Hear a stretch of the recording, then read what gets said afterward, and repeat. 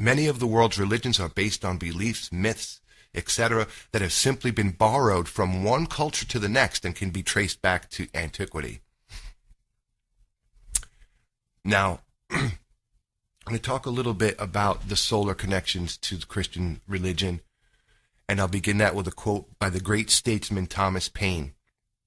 Now, he said, and he was spot on. I could just say this quote and we'll be done, because this is it. He was absolutely correct, and it's going to lay the foundation for what we're going to talk about here in just a little bit. This is Thomas Paine, the great statesman. He said, "The Christian religion is a parody on the worship of the sun, in which they put a man whom they call Christ in the place of the sun, and pay him the same adoration which was originally paid to the sun." Now, Judaism and Christianity, two of the three great monotheistic religions, are based upon the ancient knowledge and mythology that sprang from solar worship and astrotheology.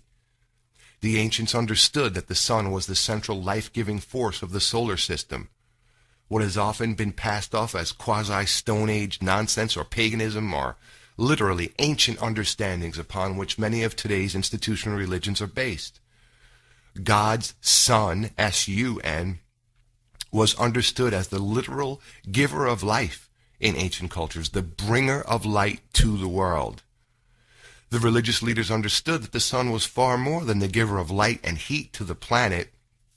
These secret society initiates that used religions to manipulate and enslave understood that the sun was a producer of massive electromagnetic energy that directly affects the earth and its inhabitants. The ancients understood that the sun was expending its energy to give life to the earth. Thus, the sun was giving its life to save man. Now, one common misconception has been that the ancients, such as the Egyptians, worshipped the sun as God. This is not correct. The civilizations of antiquity viewed the sun as a representation of God, God's Son, and the sun was personified as saviors and deities throughout history. It was through the sun that the ancients believed they could connect with God. The Son, S-U-N, of God became the Son, S-O-N, of God somewhere along the way.